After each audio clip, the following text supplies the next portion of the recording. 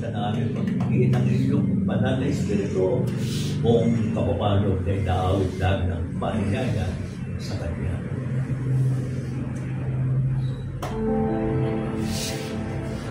Halina, Espiritu Santo, Halina,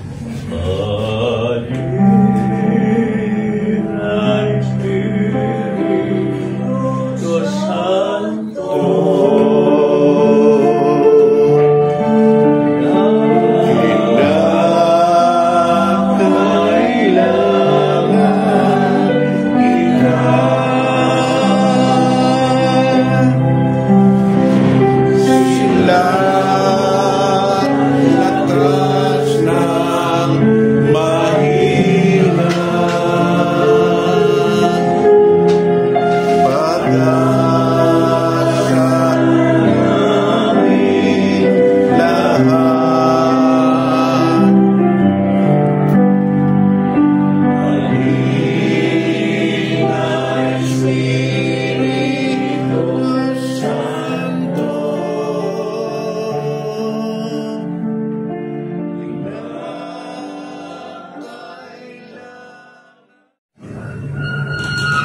Diyata sa amin siya lahat sa Panginoon, sa iyo, Panginoon. Lalo mga kapatid namin may karamdaman, hindi namin alam kung sino siya. Para kabagat.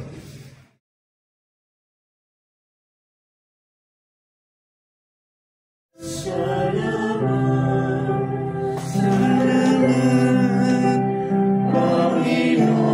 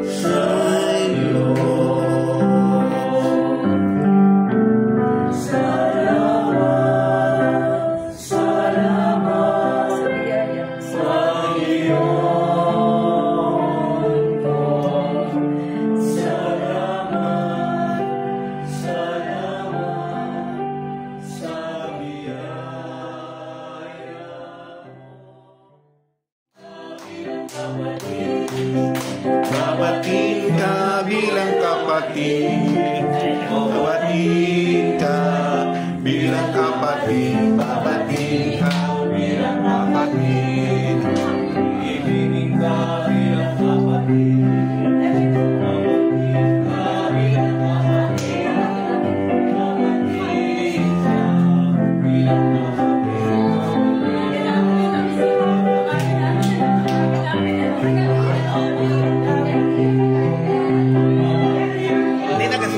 Hindi na susunogin.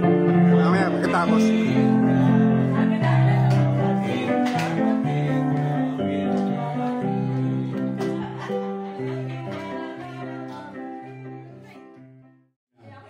Marami na sa ating mga kasamahan noon ng singing ministry ang wala na. Pero hindi natin sila kinakalimutan. At sa pamamagitan ng ating mga panalangin, ng ating mga alaala, ay inilis na dito ang mga pangalan ng mga dati natin kasamahan sa singing ministry. At bilang isang simbolikong panalangin ay tataas natin ang kanilang mga pangalan sa ating Panginoon sa pamamagitan ng pagsunog ng isang pirasong papel na nandun ang kanilang mga pangalan.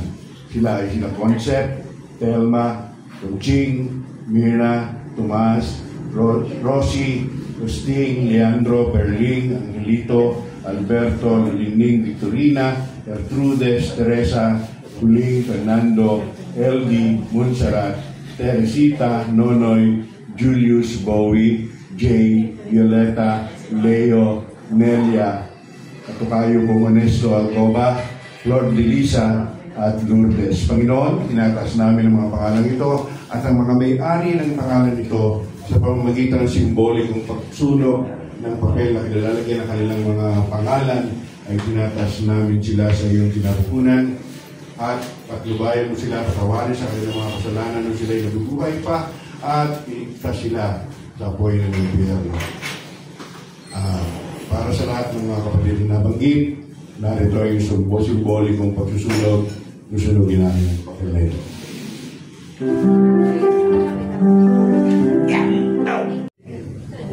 Sabi ba yung mercy? Pero basta kang ibig sabihin, Pero magandaan, walang baka. yung mga plants doon, wala kang bukay. Yung mga nakagano. Yung asawa ni Els Lourdes ay inihabol ko. Hindi naman talaga inihabol dahil ilang araw pa ay naisip ko na hindi ko lamang naisulat. Dahil si Lourdes ay ang natatandaan ko nung reunion sa Binilda ay kasama sila sa nag-sponsor para matuloy yung ating reunion. Kaya sinulat ko ang kanyang pangalan. Pagkatapos, akala ko ay hindi matutuloy itong ating reunion, get-together na ito dahil nung mga unang mag-post ako ay wala namang naimik. Kaya ay ako'y tumagos. Kaya ako ay tumayaw. Hindi ka tumagos. Oo. Ikaw ay gumayos. Ay, nung medyo mahal, ay umimik na si Tito Nes, si Josa, si Ted. Oo.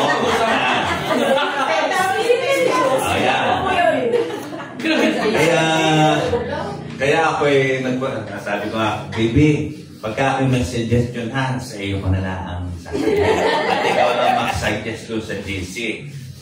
Ay, diyan. Salamat naman. Hindi naman tangkurot, iyamot. Oo, totoo yun, iyamot ako. Oo. Kaya mo naman talaga, ano nga. Walang nakiking, walang nakiking. Tumatanda. Oo. Ngayon, kaya sabi ni Father na naman sa akin Pero ay namamasa naman, ano? hindi na daw, Sin-sin lang. hindi daw siya pwede dahil busy sila. Ay sabi ko ay pwede namin ituloy. Ay ituloy na ninyo dahil hindi ko alam kung kailan ako pwede. Kaya sabi ko, sige, atin ang ituloy. Kaya salamat sa inyong lahat na narito ngayon at tayo nagkasama-sama ulit. Dahil talaga ang totoo niya, na-miss ko itong grupo na ito. At yung sabi ni Tita Berta, uuwiin ulit, ay hindi naman po tayo nagkahiwa-hiwalay. Hindi nga lamang magkapanapanad po ang mga schedule. Pero mas maganda yung kay BBR na sinabi, tatlong pangalan na, Diyos, BBR, malilito kayo. Na atin uling simulan, buhayin yung prayer meeting. At kung ako naman ay inyong iimbitahan, ay ako na may pupunta rin. Huwag lamang yung linggo. At talagang ako yung hindi pwede sa linggo. Dapat anong araw para Ayun, kung anong araw. Pag-usapan na lamang kung anong araw. Yung once a month pa lang siguro para Alaatan, pwede natin gawin yun, di ba? Pagsasimbahan tayo every Friday. Once a week yun, once a week. Friday. Kahit once a month muna tayo. Saan muna? Friday, para bubuhayin din natin yung Yun, para naalala din natin yung araw na. Pero pagkatapos doon, pag-uwi, ando na naman ang lungkot. At dinasal ko na lang sa Diyos. Bigyan ako ng tapang. Ibalik yung confidence ko. I-bless ako, i-guide ako, i-protect ako kasama ng mga anak ko, panugang at mga apo. Ngayon wala na si Pilar sa amin. Ang hirap kasi tanggapin. Kasi pag nasal nyo rin naman na sana lumabas na yung autopsy niya. Paano mabigyan naman ng justice kung ano nangyari sa kanya? Yun lang po. Salamat sa inyong concern. Salamat sa prayers. Sana maging matatag ako. Talagang laglag ako eh. I became too dependent on Fidel in everything. Kaya sana bigyan ako ng tapang ulit. Alam ko mahirap, pero makakatupon ako slowly. I'm fighting for it. And I need your prayers. Salamat po. Kanina, nung tayo nag-deprimitin, kinakanta natin ang tungkol sa ating nawawala sa aking isip. Holy Spirit. Ay, ang aking nasa isip ay mga kasamahan natin nawala na. Ay, naisip ko, kalulog ko kami mga buhay. At muli kami kasama-sama. Sana po ba kami roon ng magandang samahan? Higit pa sa ito. Hindi, yung magandang habang buhay tayo doon sa habang tayo bubuhay, tayo kasama dito. Kaya ako yung naiiyak kanina nung kinakanta natin yung ang Holy Spirit. At sabi ko, Panginoon, sana po tibayan po ninyo ang aming mga pag-iisip, ang aming samahan, ang lahat sa aming po, Panginoon. Hinilin ko po ito habang ako ay malakas at kaya ko pang gampanan ang dapat gampanan. Kaya ang dapat dito sa ating mga samahan ay buuin na natin muli kung maaari lamang at nakakatuwa. Ako naman, ako ay actually, nagdadalawang isip ako kung ma-attend ako. Kasi, iniisip ko sa sarili ko, hindi naman ako singing ministry. Kasi pinagbabawal talaga sa akin kumanta nung tayo ay magkakasama. Sabi ni Ning, hindi mo nakakanta. Wala yung mic. Kaya sabi ko, singing ministry ba? Ako na pa talaga ako, hindi rin ako member ng praying ministry. Pero, na-miss ko rin. Sabi ko kay Ronnie, sino si Sir? Dahil hindi natin kasama. Yun, syempre, pagdating ko dito, isa talaga yung pumasok sa isip ko. Si Ning yung tao na nagdala sa akin dito, si Ning yung yun. Tapos si Tita Tess. Kaya parang ang bigat. Sabi ko, ano ba yung punta natin dito? Iiyakan kasi lalo nakita ko si Nini. Parang binuhos na lahat yung malungkutan. At sana naman na sa susunod na meeting natin, kung meron man ay, yun. Go ako doon, say Arlene. Actually, naiisip ko rin yung kanina. Sabi ko, parang may prayer meeting. Kasi ngayon, ako ay religion teacher. After ng retirement ko, yun yung pinuntahan mo. Dahil gusto ko talagang madiretso yung mga ginagawa natin. So, katikis po ako. Galing ako sa school pinsan mo si Tom. Pero hindi ako dyan. Pinsan mo si Tom, katikis. Oo. Hindi ako sa katedral. Ako ay sa San Lorenzo at saka sa SPC. So yun, naghanap talaga ako ng pwedeng puntahan after ng retirement ko. Kaya kung madadagdagan nila yung prayer meeting. Retarded ka na? Retarded na ako. Parang ikaw din. Para makuha, no? Go ako doon. Dahil magandang ituloy. Tapos nakakagulat, 29 na pala yung nawala. Hindi natin nakapalaya na uuwi. Yung sinasabi ni Miss BBR na ituloy yung prayer meeting. Kung tutuloy natin, open ang Severa para sa buhay. Para matuloy. Sabi nga nito, pero pagkaupo ko dyan, sabi ko, anong part na ito? Nakakahinayang, hindi namin naabot. Nawala na nga sa isip ko na may prayer meeting. So, yun nga, pasensya na po. Kasi napuyat bago dahil kami sa pinamalian kahapon. Yung pagkakaupo, akala ko kang Holy Spirit, paano? Yung pagkakaupo ko na miss ko ito. Kailangan talaga natin. Ilang beses namin inattempt yung magbuo talaga ng prayer meeting, hindi talaga magkaroon ng chance. Siguro tayo pa rin talaga ang kailangan mag-umpisa. Nung pandemic, ginawa namin ginagawa sa kanila. Yun ang nag-survive sa amin kasi gabi-gabi, may mga sharing kami, nagbibigay sa ng mga, tapos sa prayer meeting kami.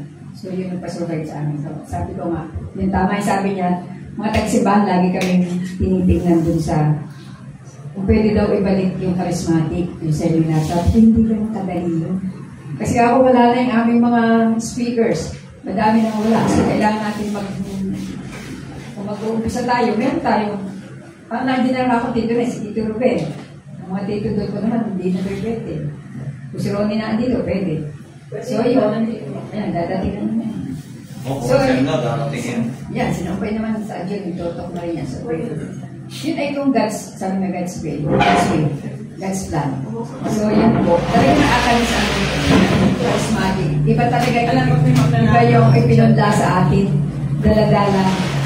So, sa akin, part, sa dami ng pagsubok na dinaanan before, nung tayo magkahiwa-hiwalay na, karwal mo lang kasi hindi na nauubos yung grupo natin, ay dun mo ma-realize kung ano yung nakatanim sa atin. Kung ano yung faith na ipinula sa ating Lord na sa lahat ng pagsubok ay nalampasan natin. At yun din na tinitingnan sa atin mga bata, yung mga sinusundan. Ganun. Na ganun tayo ka, pag sinabi, ay mga ano yan, mga rin. So, hindi natin nakikita yung sarili natin, sila nakikita. So, yun lang po at maraming salamat at masayang makita muli ang tunay na pamilya. Oh.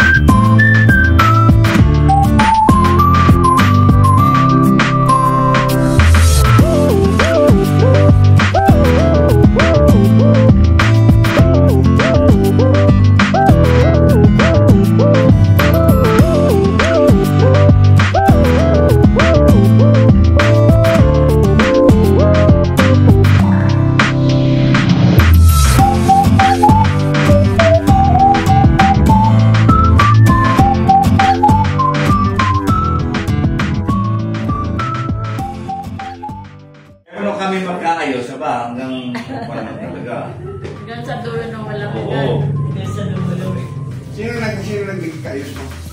Nagalit pa lang. Nagalit sa akin. Baby. Galit sa pamalit ikaw. Hindi pa lang. College? Hindi. Baka graduated. Oo nga, nagtuturo ka na. Seminaryo. Oo. Tanya ka kayo ang... Hirap kukuhanan na rin sa... Barawoy, di ba? Sa ipa. Barawoy. Barawoy na. Sabi mo yung Barawoy.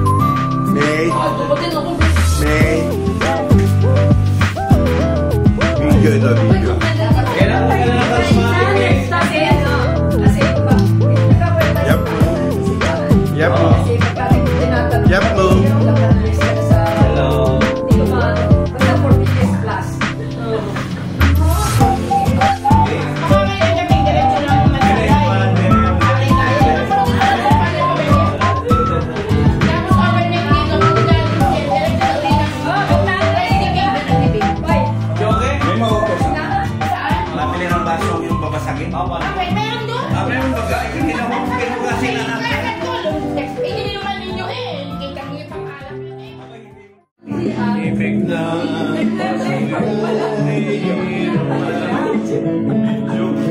sa loob ng bawat tahanan. Ang tibok ng puso sa